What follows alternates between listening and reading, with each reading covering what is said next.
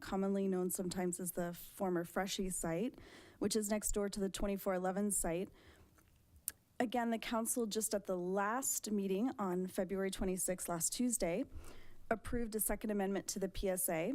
And this was to extend the due diligence period to the end of June, June 30th, to allow more time for the buyer to study the financial feasibility of the proposed project, and also so that the city and buyer can negotiate a proposed development agreement pursuant to RCW 36.70B, .170 through 210. And that, of course, would be consistent with the city's goals for the combined site and also consistent with the town center code. For the next update, with regard to the Main Street MOU, which council authorized the city manager to proceed with negotiations back on January 15th. The purpose of the MOU is to identify high-level project goals and the respective responsibilities of the city, as well as Main Street, the private development partner. The MOU will also identify how the project will move from concept to design under a practical cost model and business plan, and will include a community outreach and engagement component that will inform project design. With regard to MICA, the Mercer Island Center for the Arts will be negotiating separately an MOU with Main Street. So that's the project update.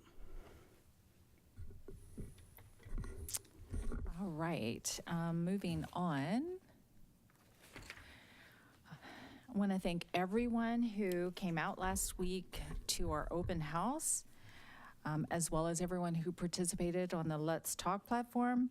The purpose of the open house for the Aubrey Davis Master Plan is to allow the public to provide ideas and input on what the vision for the park should be, as well as what kinds of activities or improvements, if any, they might like to see.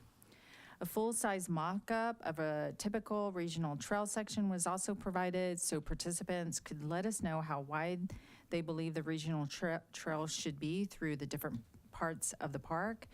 Participants could mark up maps, place dots on the preferred types of activities, and talk to consultants and city staff about the park. There were between 75 and 100 attendees and 51 participants who signed in. We received 98 responses to date on the online tool, which will stay open till March 8th, and comments will be compiled, uploaded to the Let's Talk site, and ultimately used along with online results and other feedback to develop really 2 to 3 master plan alternatives for the City Council to consider. Next steps are alternative concepts developed by our consultant will be presented at a second open house, and that is dated April 23rd. And the results of our April 23rd open house will be tentatively presented to the City Council on June 4th.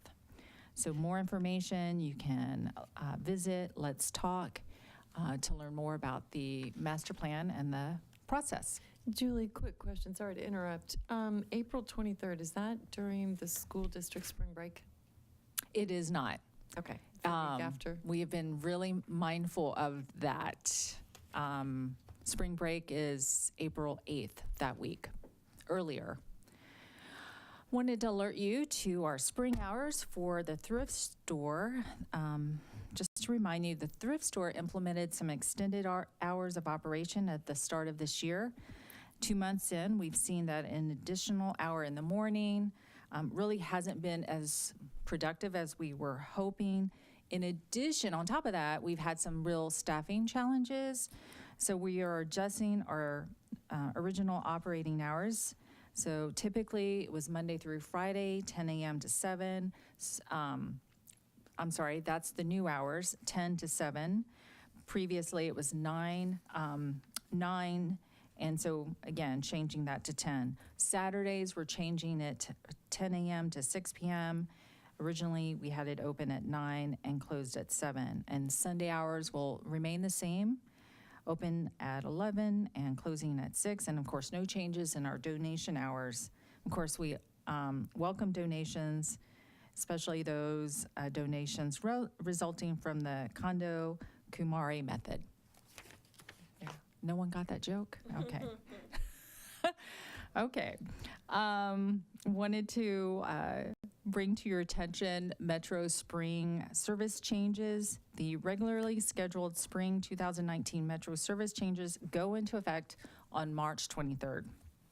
So 2 significant changes this year.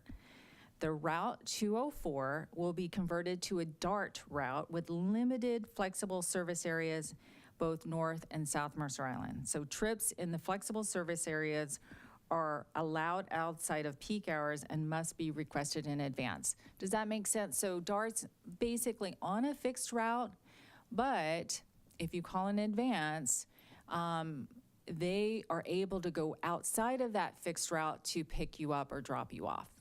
So, in addition, Route 201, which sadly our numbers show on average only serve 8 riders daily, is being canceled. However, those service hours will be reprogrammed or reinvested to Saturday service on Route 204, which many of you know we've had our citizens request Saturday service. So we think this is a really an improvement to our transit service. A note for those in the community who work or drive in Seattle, 7 bus routes will shift from the, I'm sure this is no surprise, but from the downtown Seattle Transit Tunnel to Seattle surface streets. As you know, it will impact those who drive in Seattle. So we have available for any audience members the 204 route schedules if anyone's interested. And of course, you can visit kingcounty.gov for more information about Metro timetables and routes.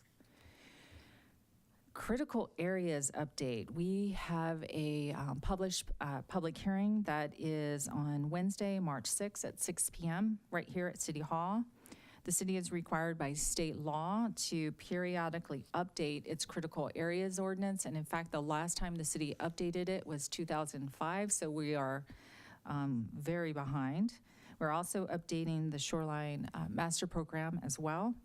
The draft critical areas and shoreline master program updates are available on the city's Let's Talk website, along with FAQs, background documents, and a video explaining code update process.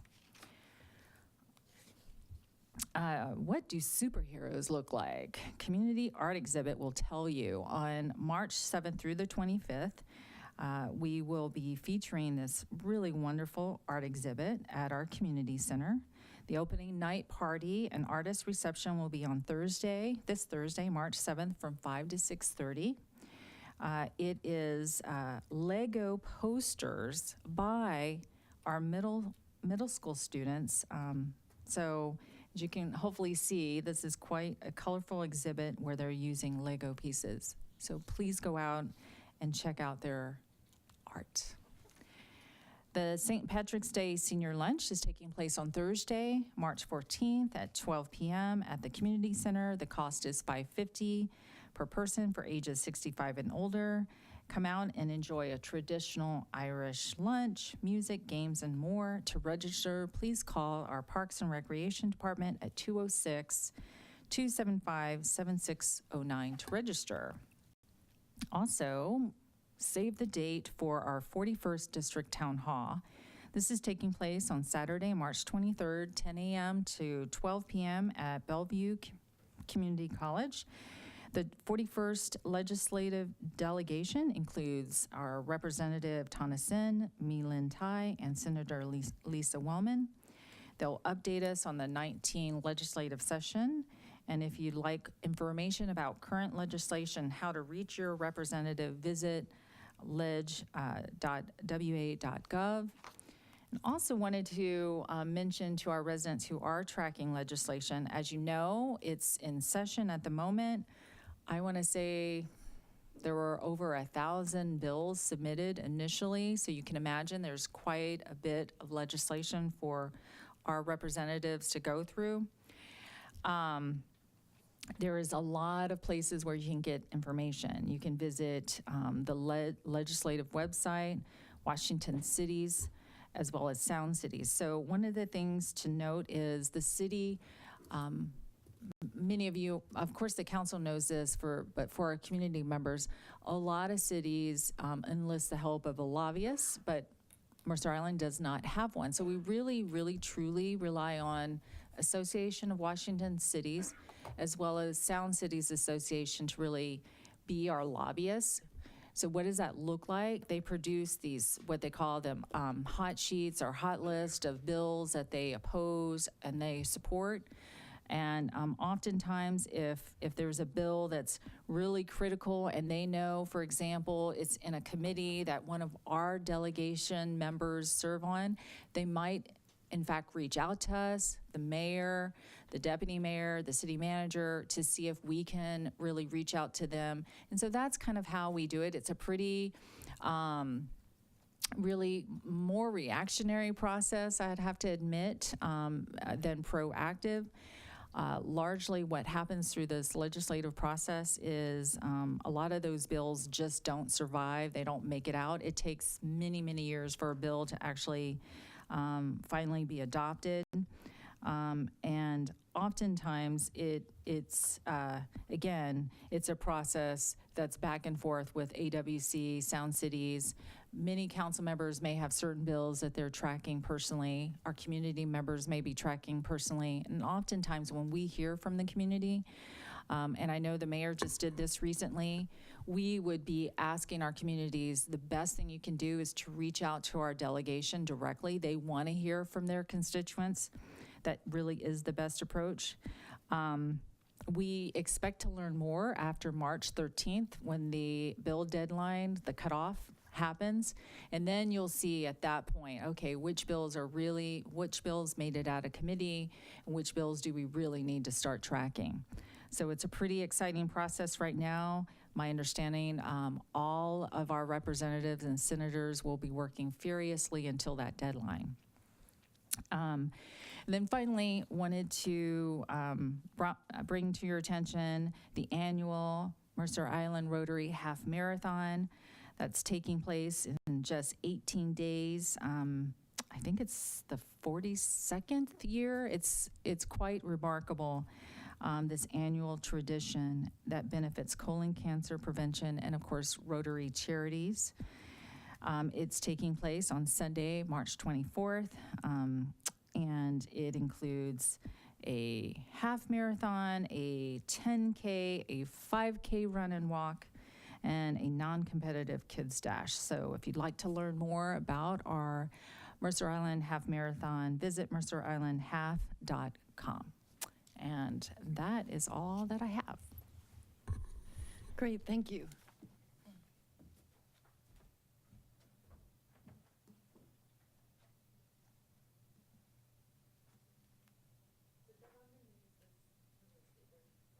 I think I'm probably getting more than 3 minutes. The reason that this hadn't shown up on the agenda earlier was because it was just today that I, like a number of parents, received an email from the school superintendent that was both disturbing, saddening, and causing me to think about what this community stands for. The gist of it basically is that the Mercer Island School District raised awareness with the parent community of several social media posts that came through from some of the high school students. And it is not for me to elaborate on exactly what those issues were or what the concerns were. I'm sure many people are well aware. But I was, of course, pleased on the one hand to see such a strong message come from our school district.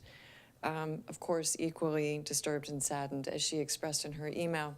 So with that, after having had a conversation with Amy Lavin, who's head of the JCC, and our city manager and team, we thought it would be appropriate for me to go ahead and reread our tolerance proclamation that we actually issued back in November of 2016.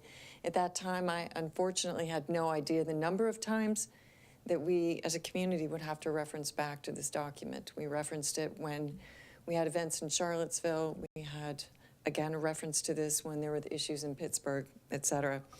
So tonight, I'm gonna go ahead and reread that statement as a reminder to our community of what it is that we think we stand for. And then I'm gonna ask Amy Lavin and Mary Cypers to come up. She's from the Anti-Defamation League to say a few words. So with that, as your city government, our role is to bring people together and not divide them. Our job is to be welcoming of all people and ideas in recognition that we truly are stronger and smarter together. We need to recognize certain essential principles and conduct our government and hopefully our lives consistent with those principles.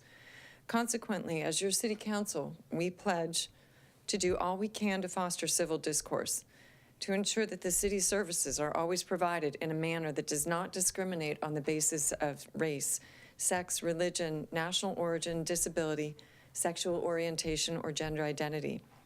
To foster a community that always encourages people to achieve their potential and help others do similarly. To protect our air, water, and other parts of our natural environment, to protect the health and futures of our families and future generations. To welcome without reservation new people from all parts of our world and with an abiding faith in their potential to be a part of and strengthen our community. To never marginalize or demonize any person or group of people, to respect and listen to people and their ideas, to understand that we have a responsibility not just to ourselves, but to others in our region, including many who are not as fortunate as we are. To do all that we can to ensure that our children will inherit a world that includes all the good that the world our parents brought into us had, and to demand that our national, state, and regional leaders uphold these same values. We commit to regularly remind ourselves of these principles and to judge ourselves in our city by our adherence to them. So with that, I'd like to go ahead and invite Amy Lavin and Mary Cypers to come up and say a few words.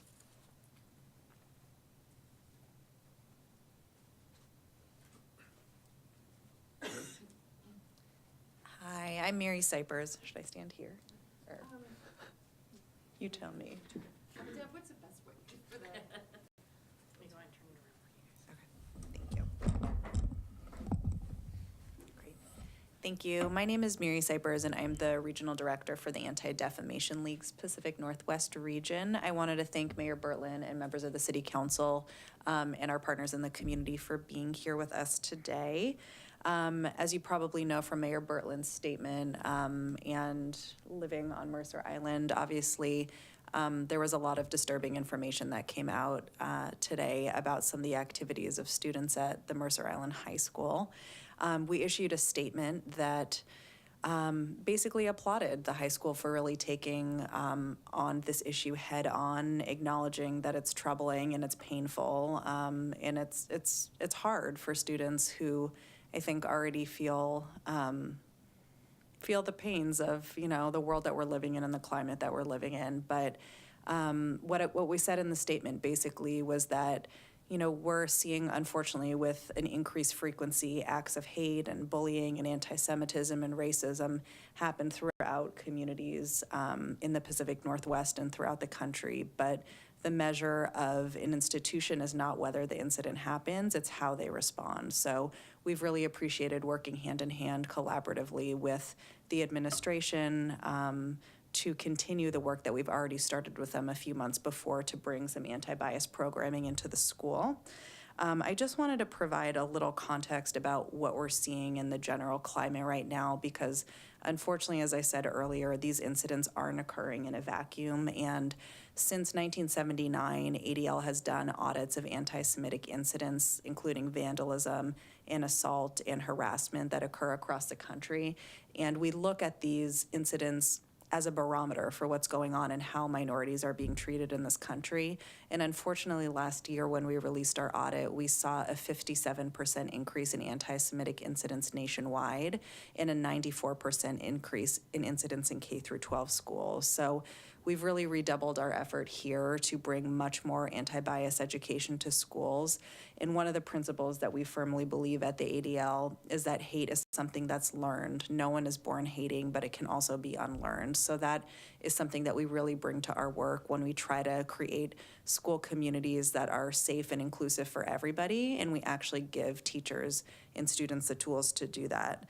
So we applaud the Mercer Island School District and for parents and for so many leaders in the community for really galvanizing and talking about the values that we want to teach our kids and how we want to run our community. And I think we've learned time and time again from dealing with so many incidents over the years of anti-Semitism or hate is that when schools are able to do some introspection and really tackle these kinds of issues head on, they come out much better for it.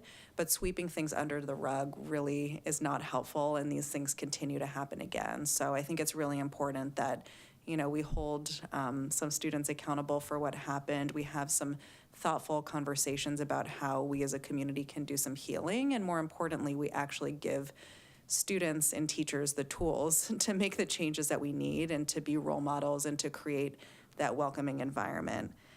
So we are more than happy to provide our resources. We have our No Place for Hate program. We provide that to schools at no cost. So should others on Mercer Island or in this area want to partner with the ADL, we are more than happy to have those conversations and be a good partner in this work. So thank you, everybody, and looking forward to continuing the conversation with the school.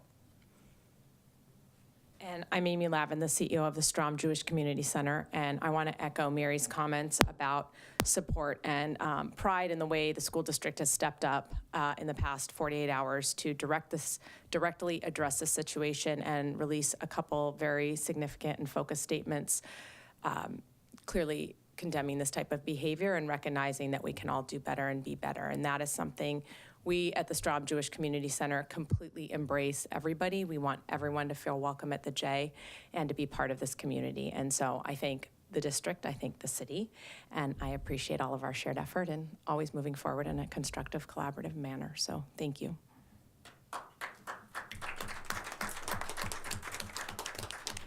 So just a final thank for coming. And then just as a reminder that we do actually, the city and the school district does have a shared initiative underway where we are looking at some of the diversity and inclusion, education and outreach. And I look forward to hearing more from both the city manager and the superintendent as we go forward.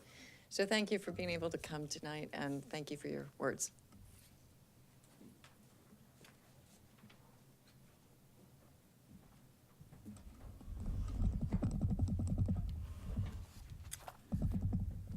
Okay, so with that, we now are moving on to appearances, the regularly scheduled appearances.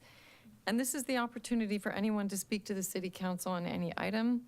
If you are here to provide public testimony on the interim design and concealment standards for small cell facilities deployment ordinance, please do hold your comments until the public hearing itself. When it's your turn to address the council, please do be sure to speak audibly into the podium microphone, state your name for the record, and limit your comments to 3 minutes. We do ask that you hold your comments primarily to topics and not to individuals. And with that, City Clerk, do we have any people signed up for public comment? We have Alexandra Boyle and Darren Gold. Great. So please feel free to come on down.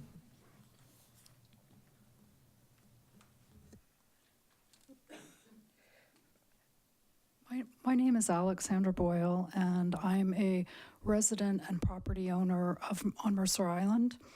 And I'm here to comment on the proposed critical areas ordinance code update to chapter 19.07 of the Mercer Island City Code and the proposed Shoreline Master Program amendment.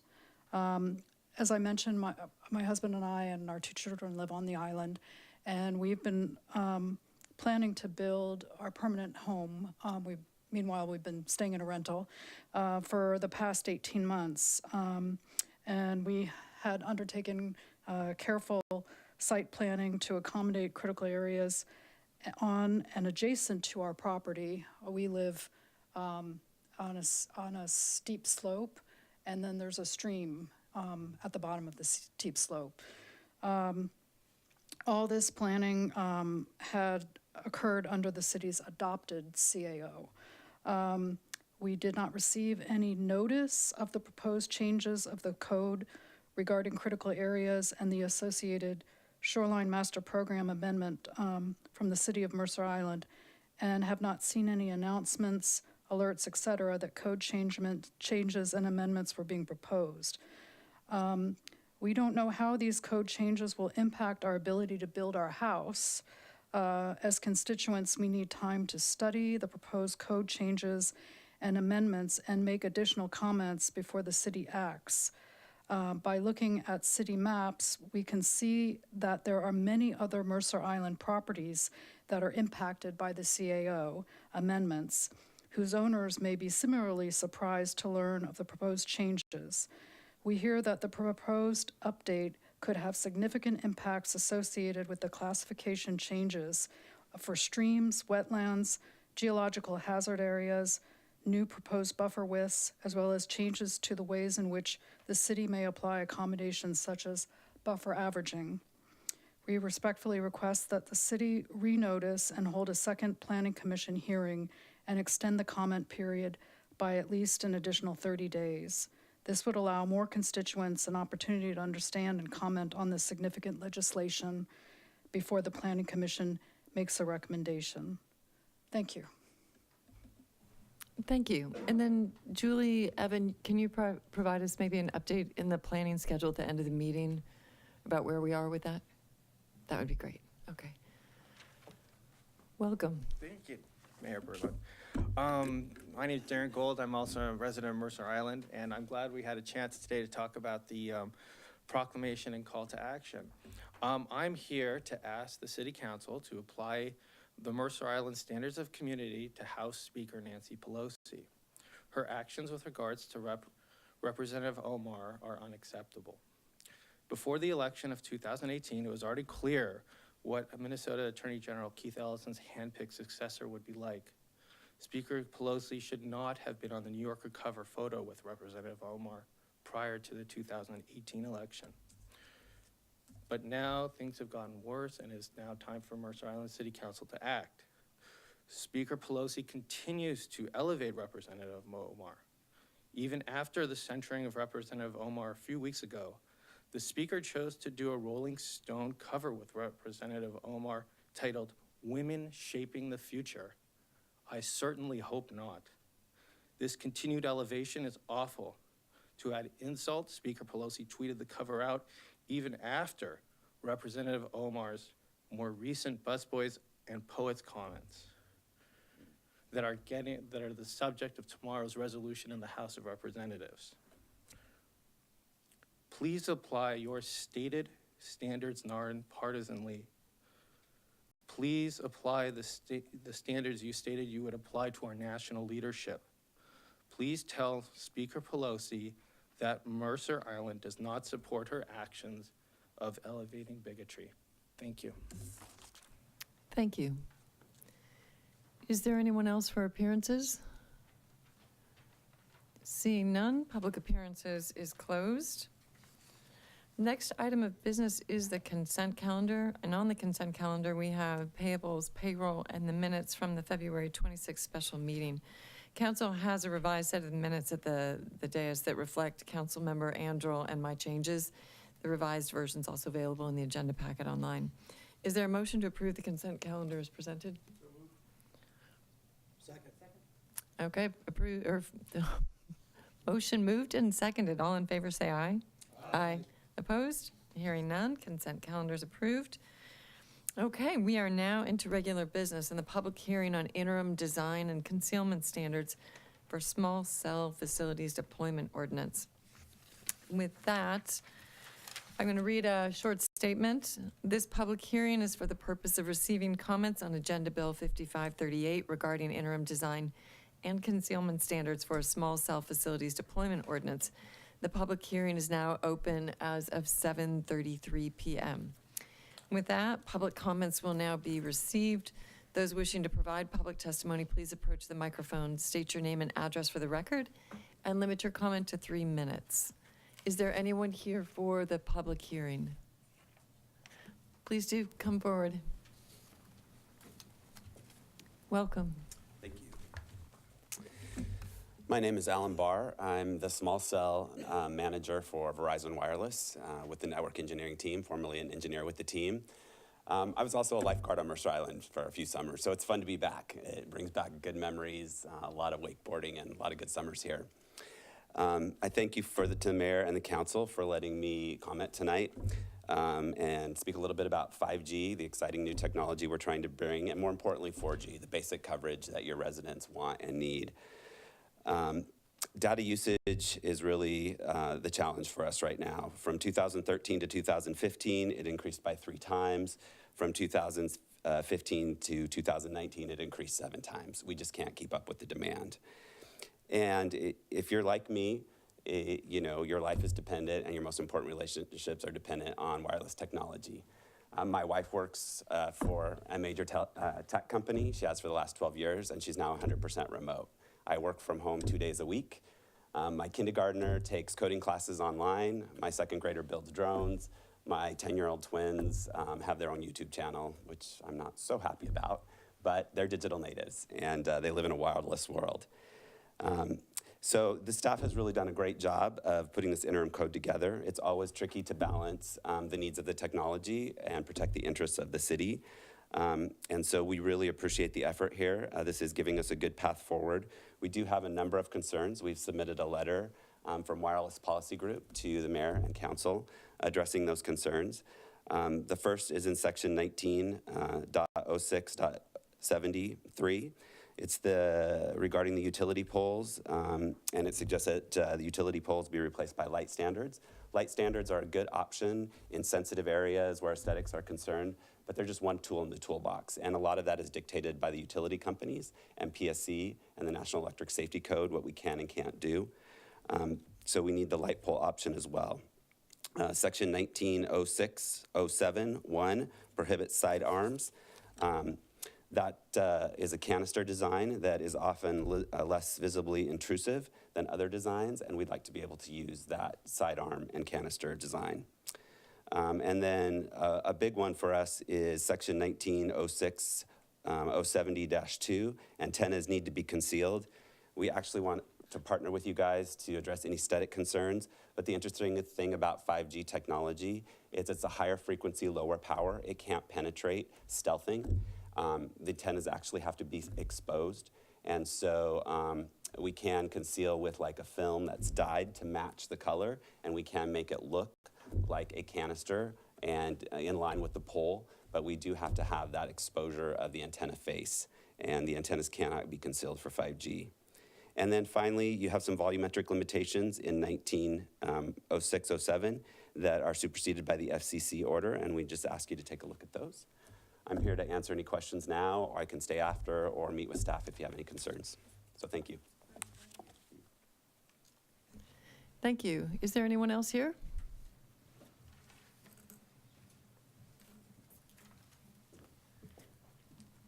Welcome. Thank you, Mayor Bertlin. My name is Gregory Bush. I'm with Wireless Policy Group here tonight on behalf of AT&T. Our offices are in Issaquah. So, AT&T plans on submitting more substantive comments on small wireless facilities code as it goes through the public process. We haven't submitted anything yet on behalf of AT&T. But as an early observation, we note that certain provisions are not consistent with the FCC order, as Verizon brought up earlier. Specifically, the definitions of small wireless facilities and the volume of equipment allowed are not consistent. What they reflect is a Washington state law that has not been updated subsequent to the FCC order last year. And we look forward to providing more detailed comments during the upcoming code process. Thank you. Great, thank you.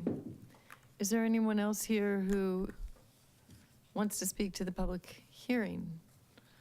Okay, if there's no further testimony, this portion of the public hearing is now closed as of 7:38. And with that, I welcome Community Planning and Development Director Evan Maxim. Thank you, Mayor, City Council. My name is Evan Maxim, the Community Planning and Development Director for Mercer Island. I had actually anticipated a slightly different order of events for this evening, and this works wonderfully because I will talk very, very briefly, and then unless you have questions for me, I will go away. But what we are doing tonight, I thought I would just briefly touch on a little bit of the background, what happened that prompted the public hearing exercise this evening, and then what our schedule looks like really moving forward. So as the council may recall, you actually adopted interim design standards on January 15th of 2019. That was ordinance 19C-02. You are obligated by state law to conduct the public hearing you just held within 60 days of adoption, and you've met that standard at this point. Looking, so a reminder of what this ordinance was intended to do. The city code at the time that ordinance was passed had no provision to allow for small cell ordinances.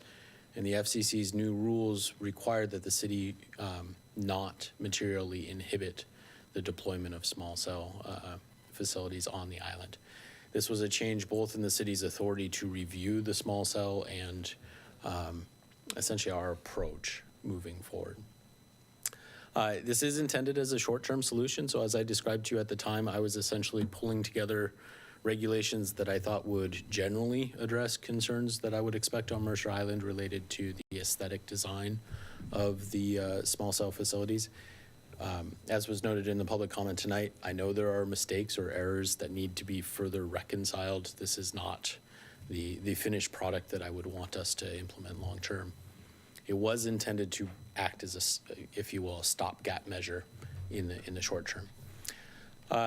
I've been taking notes on the two gentlemen who commented tonight. I'm hoping I can grab their contact information before they leave, or they could email me directly. Certainly, we are intending to engage in a more robust community process moving forward as we actually look at developing a new wireless code section in it for Mercer Island as a whole. I would observe, I think the federal situation is still evolving. There is litigation that's out there. We have not joined that litigation at this point. This is something we're trying to see where the plane lands, if you will, and then make sure our regulations match that landing spot. We do have a planning commission scheduled that's very full. As you heard this evening, we have our critical areas ordinance up for discussion right now. We have our community facilities discussion. Behind that, we have several other matters. So we are looking at the best time to engage in this more in-depth community outreach. At the moment, I'm anticipating that will occur in late 2019.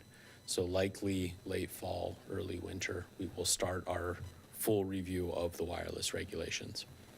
What that means is that this interim ordinance, which expires 6 months after adoption, will likely need to be extended once. When we propose that extension to the City Council, we will provide you with a timeline for adoption of a permanent solution. We just don't have the capacity to address the problem this moment, if you will. So as I noted here, of course, tonight we're just looking for the public hearing piece. I have received comments from a few of the council members, certainly heard the comments tonight, read the material that we received tonight. I'm anticipating all of this will inform our eventual more thorough process. Unless there are questions, I am done. Benson. Excuse me, Evan. So we may not get this back before the council until late 2019. So in the meantime, I guess I'm wondering, since some of the provisions in the temporary language is inconsistent with the FCC orders, I mean, is that something that we need to address earlier? And if so, would that come when you possibly bring this back for an extension? I think that's accurate. So to the extent that we need to reconcile our current interim regulations, if you will, we would look to amend them as part of that extension, likely this June, July. I'll observe our main goal in adopting the interim regulations was to avoid the materially inhibit issue and not having anything on the books. I've reviewed very briefly the public comment we've received today. Certainly, if the city attorney provides us additional guidance and I need to jump on it sooner, I will do so. Evan, have there been any applications under the new code? No. No, we've had brief contact with Crown Castle regarding some fiber network deployment that they are applying for right-of-way use permits around. They have not actually applied for the small cell approval. I'm going to go ahead and take a turn. So I think, as as the public becomes more aware, obviously the input will become more significant. In some of the limited feedback that I've seen from the community to date, I think there's one element, and that is when we had gone through the process of franchising the small cell towers, we were very intentional in terms of how we wanted to see them placed, you know, preserving trees and putting them on collector arterials, et cetera. And that same issue has come up again here in some of, again, the very few comments that I have had come my way. Can you comment, I know you did some weeks ago, can you comment again on the extent to which we have not actually included language around protecting trees, views, et cetera? The language that we included in the last franchise agreement, which was with Crown Castle, included, so it was based upon the standard of, and I'm forgetting the exact precise term, but significantly interfering with the deployment of small cells or something of that nature. Significant gap in coverage. Thank you. I knew they were significant, I lost the rest. But the significant gap in coverage meant that we were looking at the proposed small cell location and whether or not an alternative location could also close that significant gap that might be more preferable to the community immediately surrounding the small cell. The FCC's new rule has a different standard, which is materially inhibit. And as I have understood our review of that new rule, materially inhibit precludes the city from asking for an alternative location. So we are no longer using the significant gap in coverage standard. The materially inhibit standard effectively means that the small cell provider may propose a location, and we can discuss aesthetics, stealthing, things of that nature, design, but that we are barred, if you will, from discussing an alternative location. And that's why the new standards don't have a locational requirement. Great, thank you. Dave, I see you leaning forward, then Queuing Benson. up a little bit. So this may be a question for the gentleman representing Verizon. I'm guessing this would contemplate, if we're not asking that, then certainly citizens, as we've already seen, you know, in this effort over the last 2 years, will be super aggressive about working with the cell companies to manage those locations differently. Do you sort of envision that process, or it's really more a question for the cell phone, the infrastructure providers? How do you see that coming forward? Because you've got, you know, Mercer Island is a place that's sort of defined by views, and there have been already, you know, small cell placements in the middle of views, and sort of how do you contemplate working with citizens and neighbors? Can I ask him to answer that as a expert witness? So if you've taken the time to come, generally. Yeah, so this is an application that's different than what maybe a typical cell tower would be, what we call a macro site, you know, typically on a higher tower, 80 to 120 feet, maybe co-located with multiple antennas, 6 feet tall. I mean, these are really meant to be low impact facilities on existing infrastructure in the right of way, whether it's a utility pole or a street light, with minimal visual impact, much less equipment. That's what the volumetric standards kind of limit us to, what we can do with a small cell. And so, you know, the really objective is our placements are driven by demand, where the demand is, and you guys have high users here at this location, so we are interested in moving forward in Mercer Island. And then we would target pole locations. Our ideal height is about 30 feet, and, you know, we have small installations that we'd like to put on existing infrastructure. I know that doesn't necessarily address the aesthetic concerns of an adjacent homeowner, but you know, it would be typically in a pole that's already impacting their. So I'll ask it maybe in a different way. We're super familiar with what the small cell emplacements look like, and we've had 39 of them happen in the last 12 months, so we are super familiar with them, and we're super familiar with people's reactions to them, particularly in their view line. So I guess my question for you is, speaking for Verizon, I realize there's other carriers out there, but speaking for Verizon, do you believe that Verizon has the willingness to engage with homeowners regarding the placement of that site, or the placement is the placement? I mean, we typically work with cities. I mean, if it's a part of our, administrative process or right-of-way code, there isn't necessarily a public comment period that goes along with these in all locations. We're not necessarily engaging directly with homeowners. We can certainly work with city. I often go in and have closed-door meetings with staff. The location of our small cells is proprietary, but I'm certainly willing to come with my engineering team and talk about how many we want to do, where the locations are, and really have that discussion. And if there's an adjacent pole, that would be a better placement. And when we're out siting the poles, we definitely take into consider what we can see as views. We try not to place these in front of people's large view windows. I mean, if there's an adjacent pole that makes more sense, that's definitely part of our initial siting, and we can have those discussions with staff, but we know we don't typically go to residents directly and engage with them as far as the locations. Thanks. Thanks. Benson? Evan, in your presentation, you mentioned, made a reference to litigation. I assume is that the coalition of cities that was referenced that, and if it is, I guess maybe if you can't speak to it, maybe the city attorney might be able to speak to what is the status of that litigation. I know that you said that the city hasn't, I probably putting words in your mouth. Obviously, the city hasn't decided one way or the other to join that litigation. I guess what would be the tipping point that might trigger joining that litigation? So, Councilmember Wong, I think that's probably better answered by the city attorney, Carrie Sand. I'll defer to her. Sure.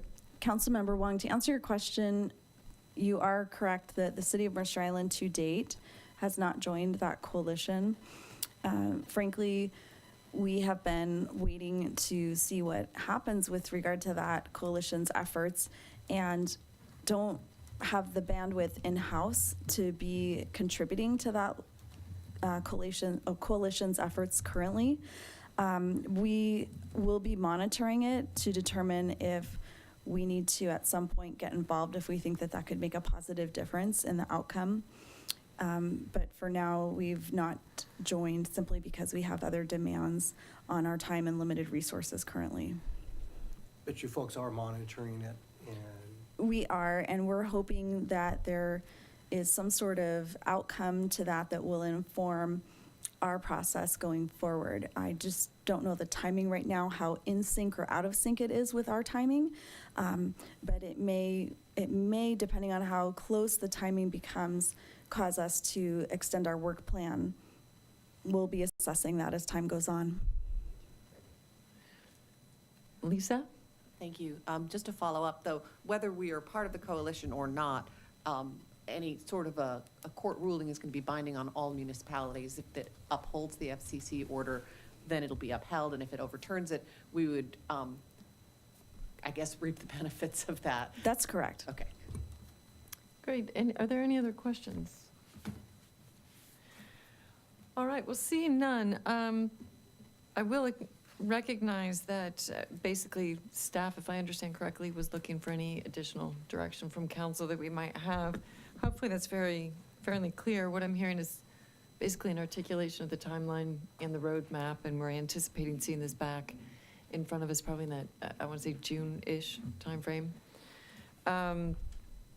The additional feedback that you take from the public as well as from other interested parties would likely appear at that time before us in terms of revised code. I'm looking to see if there's nodding. And then finally, we're going to check and make sure that we're in full legal compliance insofar as the content that we have on the books now. Yeah, Evan. Mayor Bertlin, I don't want to create an expectation I'm not, at least at the moment, geared to meet. I'm intending to ensure that we are legally compliant in our June extension. I was not anticipating that I would attempt to address other public comment that you may have received until we engaged in our more in-depth process late 2019. Okay, great. So that's when the public, we would really be looking for the public to weigh in. We would do much more of a community outreach and an actual process, if you will, of the Planning Commission. Thanks. Thanks for clarifying that. Council, any further comment or question? Okay, well, great, thank you. So with that, we now move to our second and final item of regular business, which is Agenda Bill 5537, City Council Rules of Procedure Amendments. And for that, we have our City Clerk, Deb Estrada.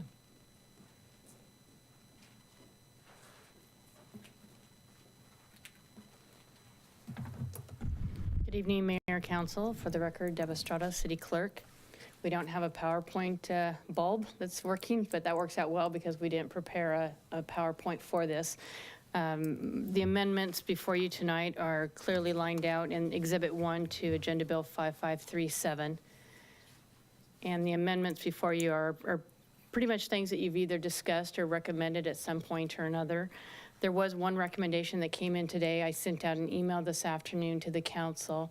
Councilmember Bassett recommended that we revise or add, I should say, to the key to the city portion of the rules of procedure and allow public service to be one of those conditions that somebody could be honored with the key to the city. So beyond that, if there's any questions regarding the changes we've put in there, I'm happy to answer them. Council, any questions? And good call to Bruce. I read it and I hadn't gotten it to email, so thank you for doing that. So, I guess first a question. I have a change I'm going to propose, but I sounds like I probably should wait for that. But the question is over on page 26, item 19. And there, item 19 reads, a motion for reconsideration can only be made by someone who voted on the prevailing side, and it must be made on the same day that the vote to be reconsidered was taken. That's from Robert's Rules of Order. Okay, so it is not common by any means, but it does occur, well, so first, I will say that it's always been the intent of the council to make decisions and move on, rather than to make and then rehash. And that's, I think, a valuable sort of tenet of the work that we do. However, while not common, it does occur that the council, after further reflection or after further input or after something has occurred subsequent to an action, decides that it wants to revisit that action.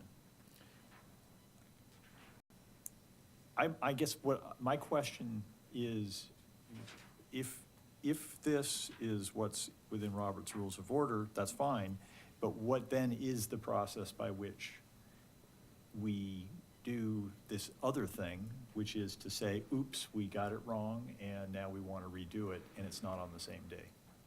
I don't know, honestly, that I could answer that for you. The reason why this was added, there was some discussion, I don't recall the meeting, it wasn't too long ago, where a motion for reconsideration came up. And in reviewing your rules of procedure, there were some inconsistencies about making a motion to reconsider something. So we added this in there for that clarification, and it was taken directly from Robert's Rules of Order. Now, as I understand it, Robert's rules are intended to be a guidepost for you. You have adopted them through your Robert's Rules of Procedure. I would probably refer to Carrie, and maybe Ally has more background than I do, whether or not you can create process different than Robert's Rules.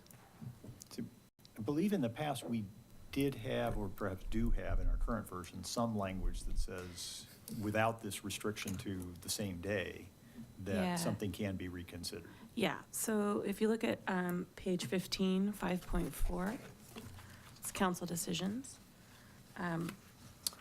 We found a mistake, which has been in there since 2004, but the text said council members may not bring any approved action up for reconsideration following council review and approval of such agenda item. And that is not true. Council members may bring any approved action item for reconsideration following council review and approval of such agenda item. So I think the distinction that we need to make here is a motion to reconsider and reconsidering an agenda item. So if you are talking about a motion that has happened, that everyone has voted on, and you want to reconsider the motion, there's very specific steps to walk through that. If you've made a decision in May that you want to reconsider in October, totally fine to do that. It gets put back on the agenda as a new agenda item, and the motion that's been made doesn't actually need to be reconsidered. The item's being reconsidered. So we wanted to add some clarifying language about when you can reconsider a motion and when you can reconsider a topic or an item. So, in saying that, I think what we would probably do is take out that reference to Appendix A, item 19, that's been added there as additional language in 5.4. And we could say, see Appendix A at the end of this section for further details. Because I don't want to confuse the two, a motion and an item. Okay. Does that Yeah, that clarify makes enough? sense. Okay. Yeah, thank you. Council, are we good with that? Okay. All right, Benson.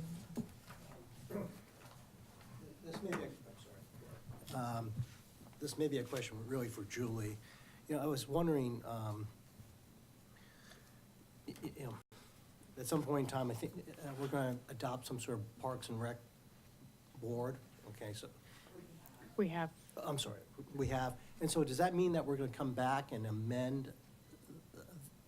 There's no reference to the Parks and Rec board in, or is there? Did I miss that? I mean, there's a listing of all the boards. Well, I may have missed it, I just,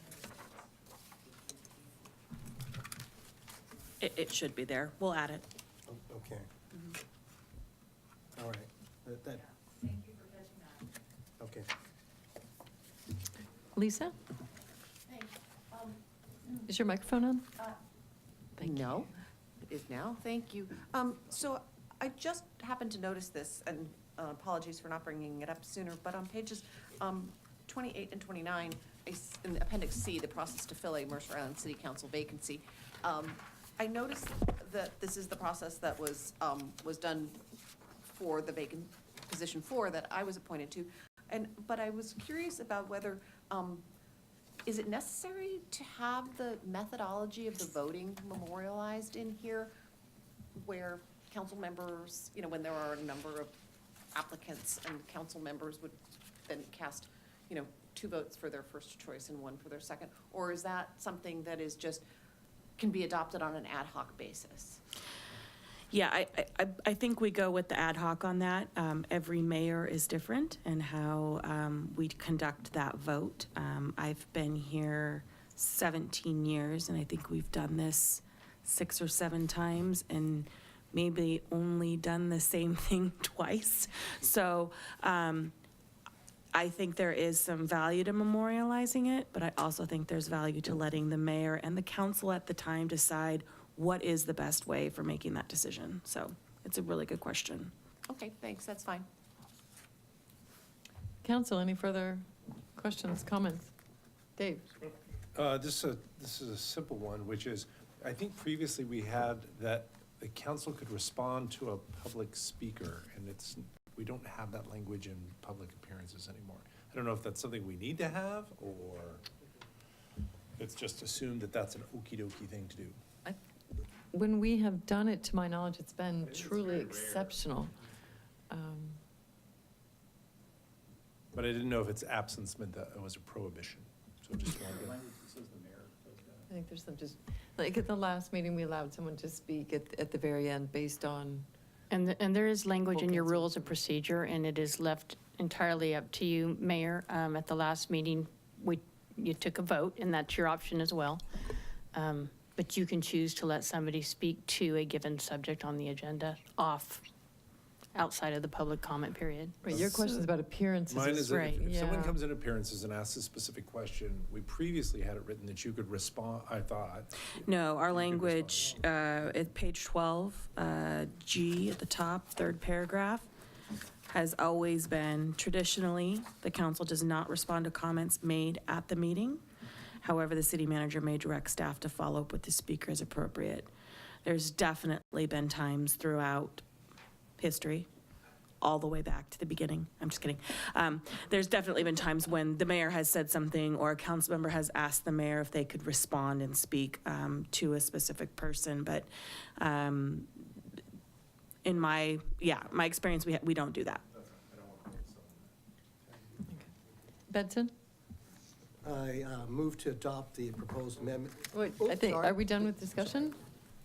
So I have a suggested change. I can do it as a formal amendment, or I can do it in I'd advance say of go you for it making the now. motion. Okay, so I'm at page 10, item A, top of the page. Last portion of that paragraph includes some edits. However, I don't think excused is the right word here, because the excuse doesn't happen until the end of the meeting when the council excuses other members. And so what I think we need is language that that scratches everything from the word "or not," which is already scratched out, on, and instead says, well, I'll just read the whole sentence as it would be. The mayor will announce the attendance of council members and indicate any council member who is not in attendance, and whether, and now new language, notice was given in advance of the absence. So at this point in the meeting, we haven't voted as a council to excuse. So all we know at this point is whether the person told us or didn't tell us that they were going to be there. It's later that the council will make the decision whether to excuse. So Right. you don't know whether they're excused at this point or not.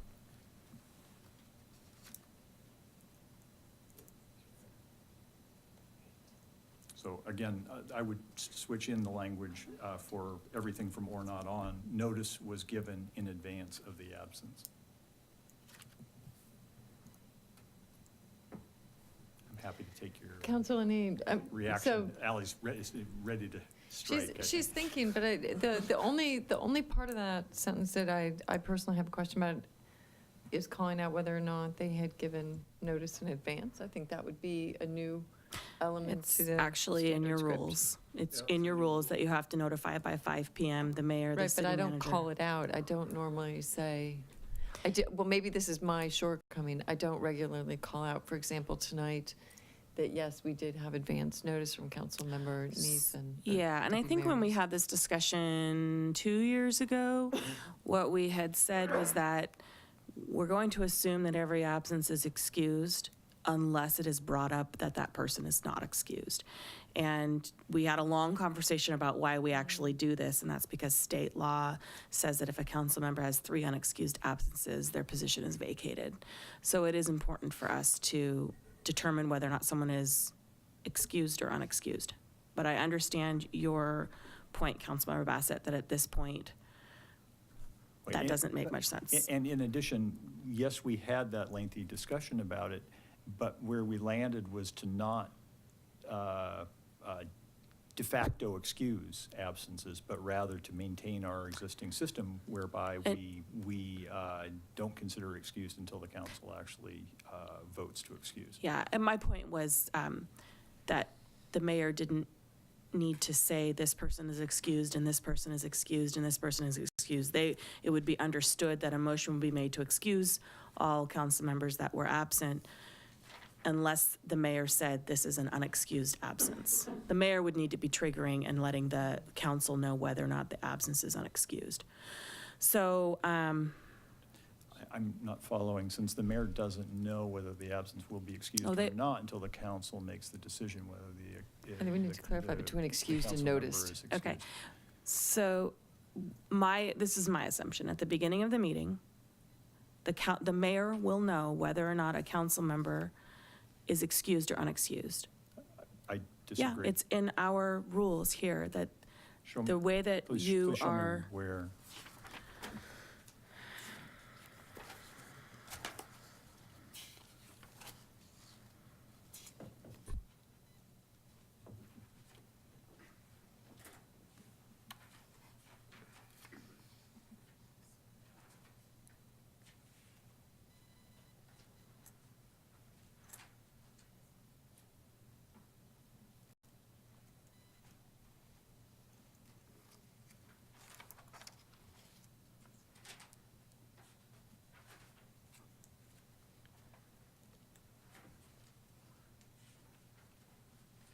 mean, sequencing, you're correct. I mean, but, so,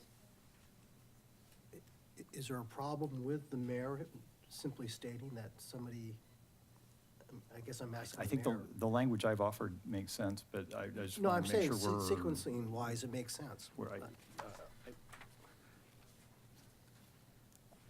But I mean, of course, I want to know. I have gone round and round with the absences, so it may be language that we once had and we got rid of it. Or I had proposed and we didn't have, so. And that's what I think happened, is it was proposed, but the council didn't take it, and what we landed on was keeping the old language, which, so what I'm trying to do is if that's correct, then get this language in, on page 10 to just align with the language that the council retained. So if you go to section, well, it's page 13K, under other business, the council will note upcoming council member absences and make a motion to excuse or not excuse a council member's absence. Right. So it doesn't, we have done that in retrospect, meaning we would say, for example, tonight, that, you know, we had missed 2 people, are they excused? That isn't done. Yeah, so my suggestion is to just strike the third sentence from A. So it would just read, the mayor calls the meeting to order. The city clerk will take roll call and record names of those present and absent in the minutes. I like that even better. Yep. Yeah, I think thanks, that's Ally. great. May I say something very quickly? Please do. I want to give Deb credit for a lot of this work. And I know that as we are transitioning from my role and her being the clerk, I'm very cognizant and trying to be very careful of making sure that you are looking to her for answers to a lot of these questions. Right now, because this is a lot of historical stuff, I'm happy to answer, but she is your clerk. She's been doing this for 20 plus years, and she knows we're still learning, but I would encourage you to go to her when you do have these questions. Great, so noted. I think it's that historic perspective that you bring. So She looks very excited about it. Yes, That's okay, I rely on her too, so. yeah. So I'm assuming that we've settled on that particular language, and if I'm recalling correctly, that plus the change to the key of the city thus far are the only 2. Oh, in addition to the Parks Parks and Recs, thank you. Recreation Committee, and then just I have all 3 of removing those down. Appendix A from Council Decisions, Section 5.4. Okay. So at this point, can we go ahead, are people comfortable if we have a motion that says including 4 points, I think those were 4 points, 4 or 5 points as just discussed? Or changes as just noted? Okay. I move to adopt the proposed amendments to the city council rules of procedure as presented in Exhibit 1 and as further modified by the 4 points discussed by the council. Okay, council, any discussion? All in favor, say aye. Aye. Opposed? None. Motion passes. Thank you. Great, so that concludes our regular business. Deb, yes, a big thank you. I can imagine this was scintillating work to do. Okay, great. So we now move on to other business. Are there any upcoming council member absences to report? I have to actually retract. I was going to be gone in September. I thought I was going to be leaving you. Well, I was at an Elton John concert, but it's actually the next night. So I will be here in September. Or I can stay gone if y'all want. Any other absences coming up? Possibly one of the July ones, but things haven't fallen into place yet. Far enough out, understandable. Okay, great. We have 2 council members absent. We have Deputy Mayor Neese and Councilmember Weicker. Is there a motion to excuse? Seconded. First and second, all in favor, say aye. Aye. Opposed? They are excused. Great. So with that, we're going to move on to the planning schedule. Julie?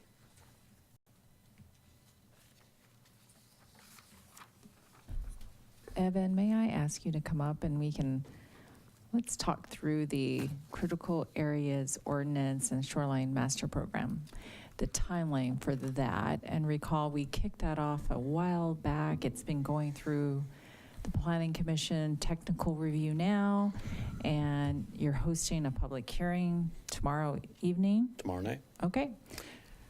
Yeah, so just to echo Julie's comments, we actually started the critical areas update discussion, if you will, in January of 2018 with the comprehensive plan amendment discussion. We had comprehensive plan amendments that were incorporated into the 2018 approval by the City Council in November. Starting in approximately July of 2018, the Planning Commission began to review the best available science reports and began to give guidance to staff around what the revised code, new code should say. Along the way, we have done a fair amount of public outreach. I realize not everybody on the island has seen that, and this is an ongoing effort on our part, but we've done social media posts. We've done articles in the MI Weekly. We've done press releases, things of this nature. We did send out our formal notice of public hearing for the March 6th public hearing before the Planning Commission, which is tomorrow night. The person who spoke earlier this evening, I believe, also emailed the Planning Commission and City Council. I provided a little bit of an email to give some context around where the discussion was at the moment. More zooming out of the process for a second, remind the council, the critical areas ordinance, we are actually out of compliance with the Growth Management Act on our 2005 critical areas ordinance, which has some implications for the city. First, it's brought up anytime we apply for a grant from the state as a negative, a detractor in our grant application process because we are out of compliance. And it has been brought up in a number of their state reviews of our comprehensive plan and our code. This amendment will bring us back into compliance with the critical area requirements, and it's timed to ensure that we remain compliant with our Shoreline Master Program. The deadline for adopting our Shoreline Master Program update, or periodic review, is June of 2019. So this was kind of an intentionally scheduled thing. The public hearing is before the Planning Commission, so in the end, I would look to the Planning Commission to give me guidance as to whether or not that public hearing should be continued or rescheduled or renoticed as they felt appropriate. Typical approach by the Planning Commission is to continue a public hearing if there's a desire for additional public testimony. They often will continue it to the next available Planning Commission meeting, so that would be from the 6th to the 20th of March. I have not heard from the Planning Commission specifically as to whether or not they intend to continue the meeting. We have not had a meeting since we had the request. Our goal was to finish the Planning Commission's review of the critical area ordinance by the end of March. And the thought there is that we have, because this is both a critical areas update and a Shoreline Master Program update, we have some extra homework we have to do with the Department of Ecology related to the Shoreline Master Program before the council takes their final action.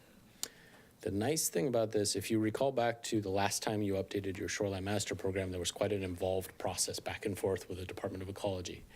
They have agreed to have a joint public hearing with us tomorrow night. Won't actually have ecology staff in the room, but we'll have 2 public hearings opened. And what that will allow us to do is obtain that letter of consistency from the Department of Ecology in advance of the council's action, presumably in May. If we adhere to the current schedule we're on. That shortens the overall SMP update process significantly and frankly reduces a fair bit of bureaucratic back end on our staff. There are a couple options, I think, to address the concern I heard from the person who commented tonight and in the email. And I would say that I think these are actually good ideas, even if we hadn't received the comment. They just had not risen to the place where I would have brought them up to the City Council. The critical areas ordinance in particular is a fairly significant set of changes to the regulations. So it's an update to our protections around wetlands and water courses and things of that nature. It also has some procedural shifts, which you'll be briefed on, presuming the Planning Commission makes a recommendation. And it has some other just kind of basic approach and philosophy shifts in that document. It's not quite as significant as the residential development standards update, but it's closer than some of the recent work we've done. Typically, with a large update of that nature, I would suggest that we want to have it take effect either mid-year, so at a handy end-of-month date, or ideally at the end of the year. As you probably saw in the email that I sent to the person who commented, one option that I plan to bring to the Planning Commission tomorrow night, and frankly would make as a staff recommendation to the City Council, regardless of the Planning Commission's recommendation, is that the critical areas and SMP ordinance take effect June 30th. The benefit of that is a couple of different aspects. One would be that it allows the city to essentially update its internal documentation around what critical area regulations are in place, and kind of update forms, update internal procedures, make sure that all of the staff that I have in CPD are up to date on what the new requirements might be. Provides kind of a handy benchmark, if you will, on the permitting process. So if we have a code change mid-month, we often try and chase down exactly when did that building permit come in, and that becomes a bit of an administrative headache. And last, it provides more time for people like the person who commented to get that building permit in the door and vest to the current regulations. So operate under the current set of critical area protections on projects that have been out there and planning for a while. We are reaching out to project applicants, letting them know what change is coming. And so that's the current thought, is that ordinance potentially could take effect on June 30th. Alternatively, City Council could ask that we continue the public hearing, or the Planning Commission could ask that we continue the public hearing, and we'd approach that route. So long-winded explanation, but that's what the schedule looks like at the moment. Great, thank you, Evan, I appreciate it. Julie? Yes, Mayor, there's one additional meeting that just recognized. We did not originally have that on the planning schedule, but I wanted to call your attention to it. You know that every spring and every fall, the City Council and the school district board directors meet.